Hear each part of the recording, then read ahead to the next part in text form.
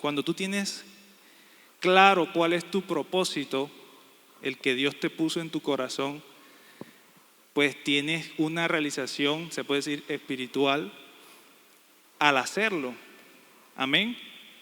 Entonces por eso es importante y es necesario saberlo, porque es de bendición para las demás personas y para la iglesia misma, para edificarnos. Amén.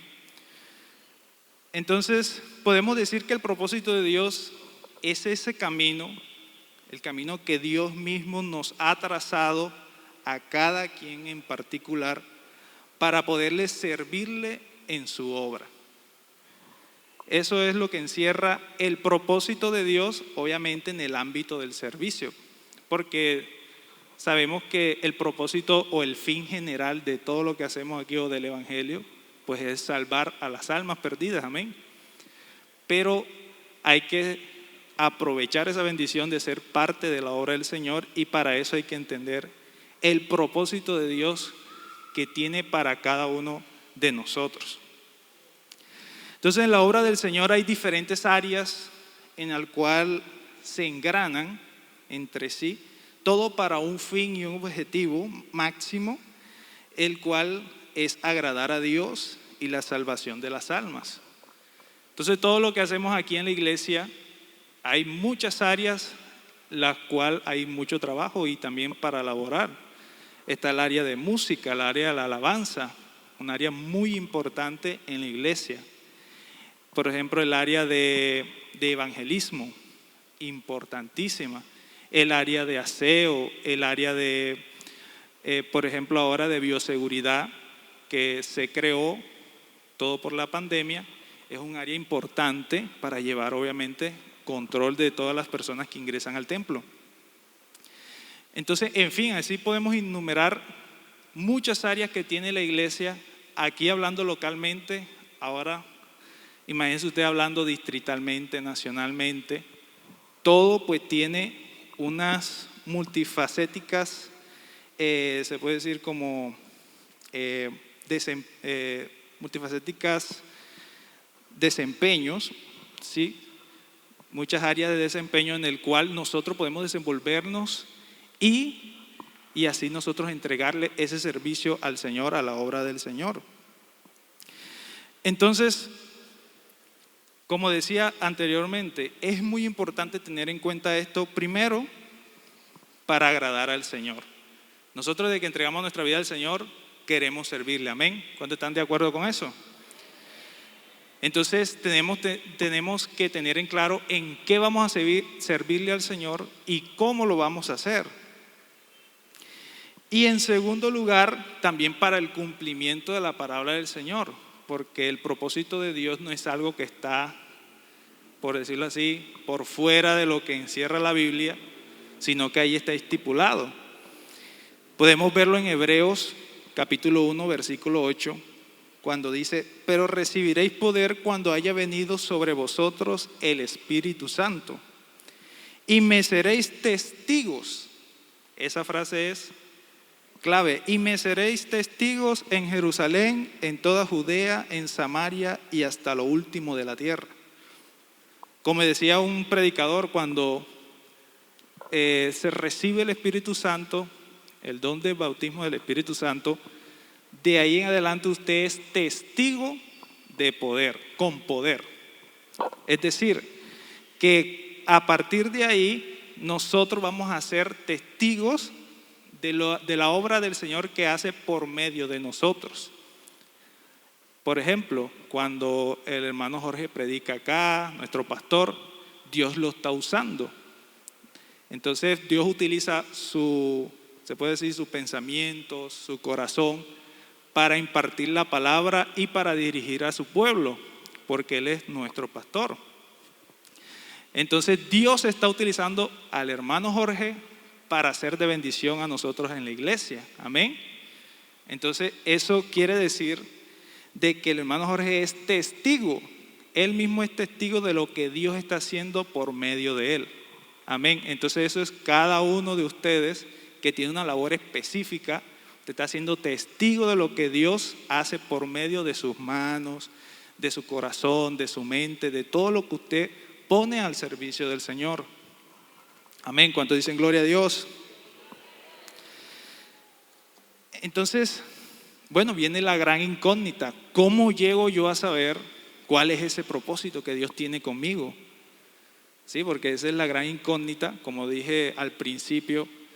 Para algunos es de bendición porque logran saber cuál es ese propósito que Dios tiene para su vida, pero para otros es un tormento porque no saben cuál es, o sea, quedan a la deriva. Bueno, y cierto, ¿y eso qué conlleva? Lleva a la frustración, una frustración de pronto en la área espiritual, claro, porque el servicio a Dios o el estar metido en la obra del Señor enriquece el espíritu. Entonces, ¿cómo llego yo a saber ese propósito que Dios tiene conmigo? Antes de dar esas pautas, unas pautas pues básicas para que usted pueda como tener un punto de partida, hay que tener dos cosas en cuenta. ¿Por qué? Porque cada uno de nosotros, obviamente tomamos el punto de partida de que cada uno de nosotros tiene un propósito. Amén. ¿Cuántos lo creen? Usted debe de creer eso. Ese es el punto de partida. Pero Dios da a conocer ese propósito, pero ¿a quiénes? Porque algunos saben y otros no. Uno como que se siente ubicado y el otro se siente desubicado. Entonces, en primer lugar, para que Dios me muestre a mí cuál es el propósito que Él tiene para conmigo, en primer lugar hay que tener intimidad con Dios. Eso es clave. Cuando usted tiene intimidad con Dios, usted tiene comunicación directa con el Creador. Es como decir, usted compra un aparato electrónico, ¿cierto? Y usted se va al manual cuando el aparato electrónico no le está funcionando algo. O se va a tutoriales en YouTube. Personas que saben del tema y le dicen, bueno, el problema puede ser por aquí o por allá. Entonces, igual para nosotros, a nosotros nos creó fue el Señor.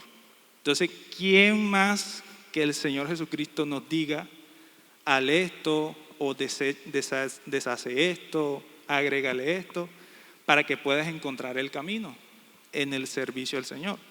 Entonces, por eso es importante, hermanos, que hay que tener intimidad con Dios. Y en segundo lugar, cuando usted lee la Biblia y Dios llamó a infinidades de personas importantes, secundarios o terciarios, que de pronto no tuvieron un papel tan protagónico, pero son importantes en la obra del Señor. Pero a todos los llamó y tienen todos una cosa en común. Dios llama a gente ocupada. Un desocupado el Señor no lo llama. No hablo del ministerio, hablo de llamar al servicio. Cualquier cosa del servicio, el Señor no llama a gente desocupada, sino a gente que esté ocupada. ¿Cuáles son la gente que está ocupada? El que está trabajando, el que está estudiando, el que está en proyección de vida, ¿cierto?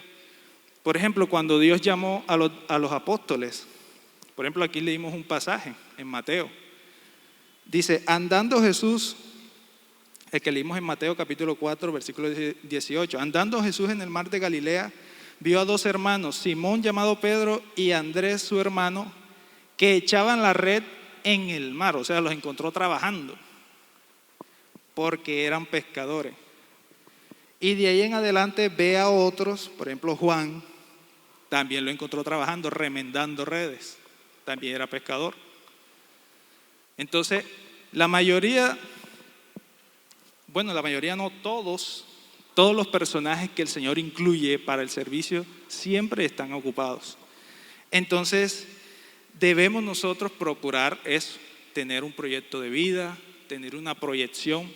¿Para qué? Para nosotros enriquecernos como persona, y entre más uno se enriquece como persona, más material y herramientas tiene para servir al Señor. Amén. Entonces, volviendo a la pregunta, ¿cómo conozco ese propósito que tiene Dios conmigo? Entonces les invito, mis hermanos, a abrir sus Biblias y vamos a leer en Éxodo, el capítulo 4, del versículo 1 al versículo 2.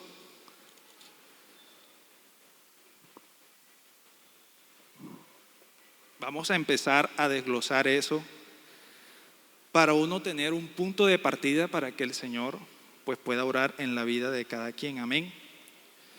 Desde Éxodo capítulo 4, versículo 1 al 2.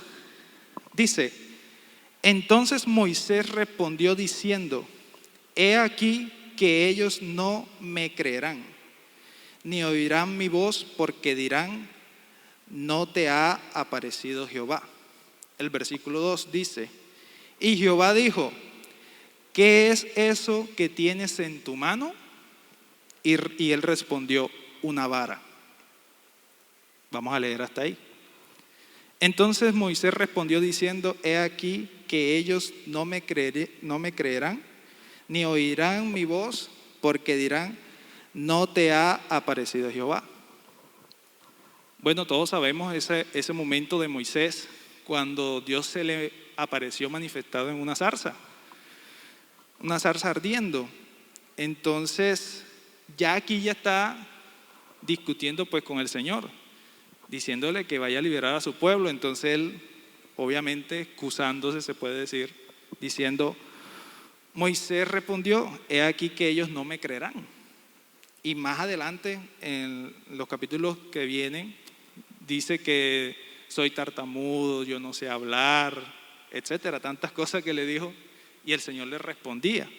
Pero me llama la atención esta porque el Señor le hace una pregunta muy buena para uno encontrar ese propósito.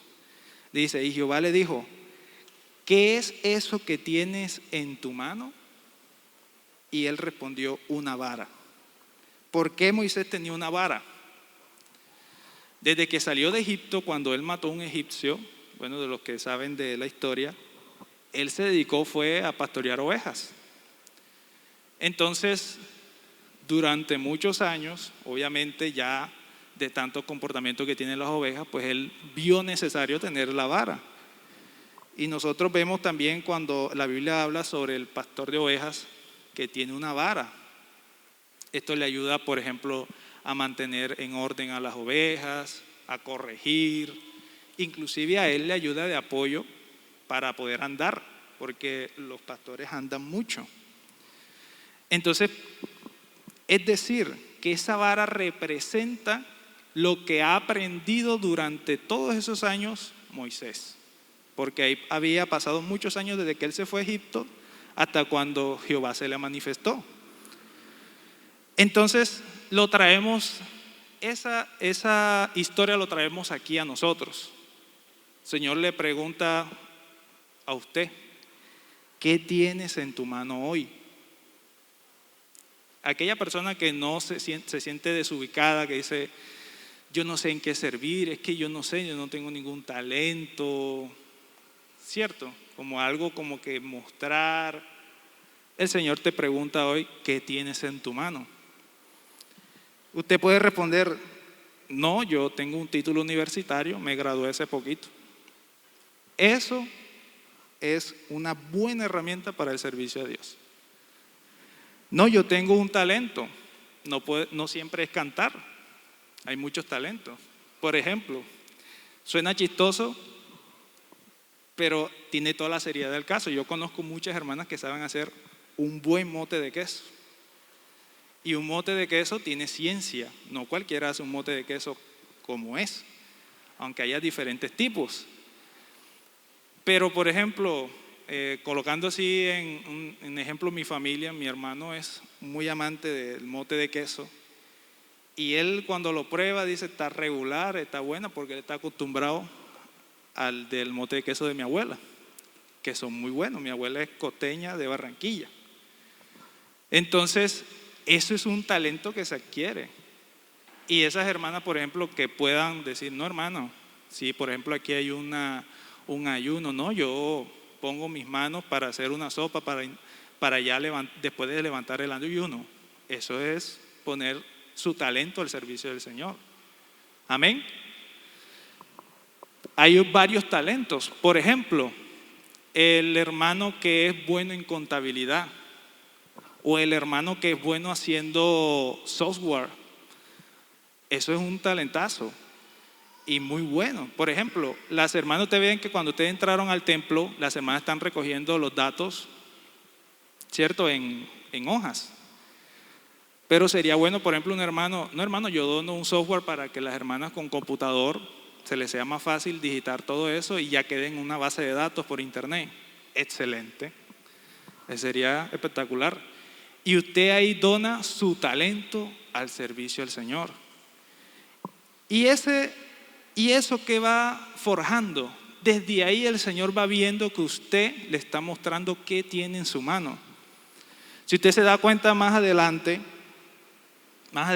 esa vara se vuelve muy importante para Moisés y para el Señor mismo. ¿Por qué? Porque por medio de esa vara Dios hace maravillas. Por ejemplo, cuando se enfrentó al Mar Rojo, ¿cierto? El Señor le dijo, alza tu vara. Siempre le decía algo así. O cuando tuvieron el pueblo de Israel, tuvo sed, el Señor le dijo, toca con la vara la piedra. O sea que de un punto de partida, cuando usted le dice, no, yo voy a hacer esto, el Señor ya está viendo lo que usted tiene en su mano y se lo está dando a Él. Y el Señor viene y lo transforma en algo poderoso para el servicio de su obra. Amén. Entonces es bueno tener eso presente. ¿Qué tienes en tu mano? Y hay algo que también quisiera como enfatizar. Por ejemplo, aparte de los títulos, los bienes que usted tiene, que usted, por ejemplo, Dios lo ha bendecido, eso es lo que tiene usted en mano. No, hermano, yo tengo recursos, tengo un carro. Yo he conocido muchos hermanos que dicen, hermano, el carro está a disposición para lo que necesite la iglesia. También hay hermanas y hermanos que tienen una virtud o un don. Por ejemplo, hay un don que la Biblia menciona y es el ser hospitalario. Ese es un don que no todo el mundo tiene. Cuando usted reconoce lo que Dios le ha dado, a mí me gusta atender a las personas, el Señor lo toma y lo convierte en bendición para usted y para la iglesia. Y le voy a dar varios ejemplos. Por ejemplo, en 2 de Reyes, capítulo 4, versículo 8, habla de una tsunamita que dio hospedaje a Eliseo. No sé si usted recuerda esa historia, que él siempre veía pasar a Eliseo y habló con su marido, la tsunamita, y le dijo, a mí me late que él es hombre de Dios. Decía así, él es hombre de Dios. Vamos a hacerle una pieza atrás, le propuso al marido, y el marido aceptó. Le hizo una pieza atrás, con todo, con su cama, su candelario, todo. Y comenzó a hospedarse ahí Eliseo. Y usted sabe qué pasó después. Eliseo vio la necesidad o vio que no había un niño en la casa. Y era porque el marido de la tsunamita era muy anciano. Obviamente ya no podía dejar embarazada a su esposa. Y enseguida le dijo, por estas fechas del otro año abrazarás un hijo. Vio la bendición de ser hospitalario, de uno brindarle, por ejemplo, la casa o los servicios que uno tiene en la casa a los siervos del Señor. Amén. Eso es una bendición muy grande. También otra historia en 1 de Reyes, capítulo 17, dice, narra la historia de Elías y de la viuda. Esa también es más conocida aún. Cuando Elías llegó y le dijo a la viuda que le diera de comer a él primero. ¿Y qué pasó después? La viuda tuvo para comer porque ella ya se iba a echar a morir con el hijo. No tenía más nada, había una hambruna impresionante. Pero por ser hospitalaria, por darle lo poquito que tiene, o se puede decir lo único que tenía, y obedecer la voz de Dios por medio de su siervo y ofrecer su casa, el Señor la bendijo. Amén. Entonces eso es algo para tener muy en cuenta. Cualquier don, cualquier virtud, cualquier título, cualquier bien que usted ponga en las manos del Señor, hermano, eso va a ser de gran bendición. Amén. ¿Cuántos dicen gloria a Dios? En segundo lugar, que yo veo que puede ser un punto de partida para encontrar un propósito, son las vivencias de nuestra vida, las vivencias que vivimos el día a día. Hay muchas personas, no sé si usted se ha puesto a pensar, hay muchas personas que viven tantas cosas en tan poco tiempo y uno dice, uy, ¿por qué? ¿Cierto? Les pasan tantas cosas que uno dice, bueno, a mí no me ha pasado eso y soy más viejo que él o qué sé yo. Pero todo eso tiene un propósito. Usted puede tener vivencias tanto positivas o negativas que si usted coloca esas vivencias en la mano del Señor, el Señor lo convierte en propósito. Amén. Vamos a poner ejemplos para no tener pues idea. En la positiva, cuando usted tiene alguna dificultad y le tocó aprender algo, Dios lo utiliza para propósito. Por ejemplo, ahorita mencionaba cuando el Señor encontró a Juan remendando redes. El hermano Jorge hace unos domingos atrás mencionó eso y me quedó sonando la expresión que él dijo. Él decía que Jesucristo encontró a Juan remendando redes y cuando lo llamó al ministerio, eso fue lo que puso a hacer en las iglesias a Juan, a remendar iglesias. Amén. Entonces, todas esas dificultades, todo eso que usted aprende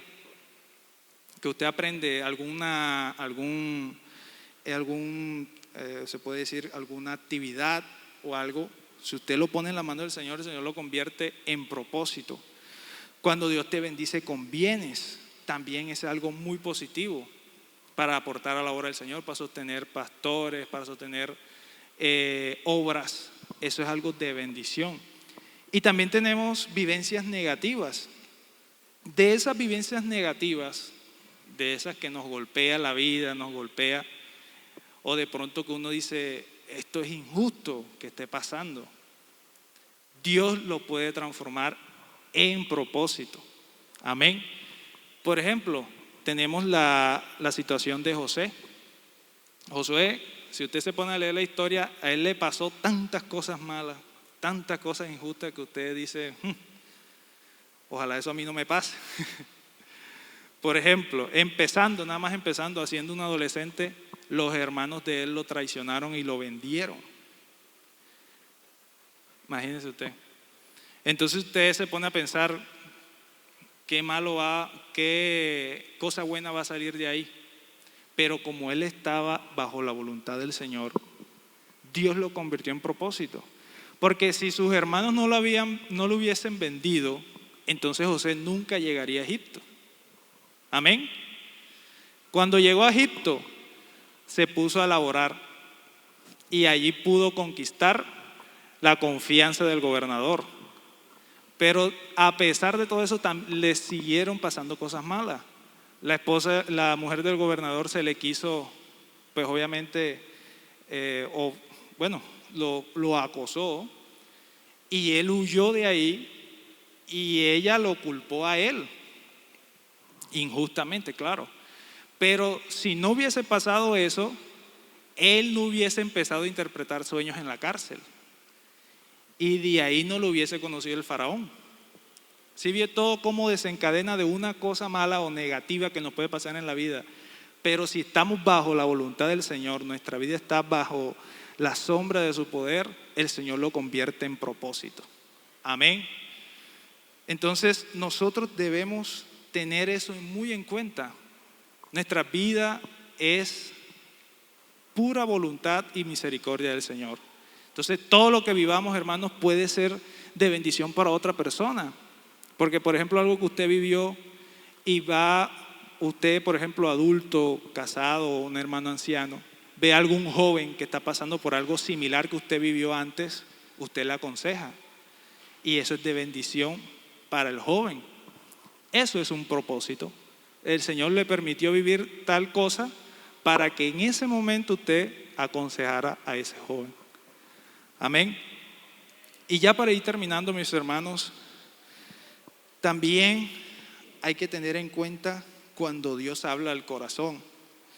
Hay una frase muy bonita que dijo en una prédica el hermano Vicente Arango, que dijo: la voz de Dios se oye con los oídos, pero también se siente con el corazón. De ahí usted puede sentir lo que Dios le dice para que usted se pueda ubicar en su propósito. ¿Por qué? Porque esto produce una pasión, produce un querer, que el Señor nada más lo coloca en el corazón, que usted dice: esto era lo que Dios quería que yo hiciera. Entonces es importante cuando usted ya sabe que lo que está haciendo es el propósito del Señor. Por eso es que hay muchas cosas que usted vive ahora que usted no entiende, pero en un futuro, cuando ve la obra de Dios, que usted es testigo de que de usted está saliendo la obra de Dios, que Dios lo está utilizando a usted por algo que usted aprendió, por algo que el Señor le dio anteriormente, o por algo que usted vivió, ya usted entiende enseguida y siente una paz interior, que eso lo da cuando usted cumple el propósito que Dios colocó en su corazón. Entonces, eso es una característica especial, una característica muy puntual, y sobre todo también en propósitos especiales, sobre todo al llamado al ministerio. No cualquiera que predica o cualquiera que aconseja es pastor, porque así no es. Eso se necesita un llamado especial, un llamado que se debe sentir. Eso es una pasión interna. Y bueno, se crea esa pasión que estamos hablando. Y en Romanos 12:2 habla acerca de eso. Dice: entonces aprenderán a conocer la voluntad de Dios para ustedes, la cual es buena, agradable, de esa es la paz que yo le estoy hablando, y perfecta. Porque Dios actúa a través de lo que a través de lo que usted puso en sus manos, y enseguida salen estos frutos. Cuando usted hace la voluntad del Señor, siente usted esa paz, siente usted esa llama interior para que usted pueda seguir sirviéndole al Señor.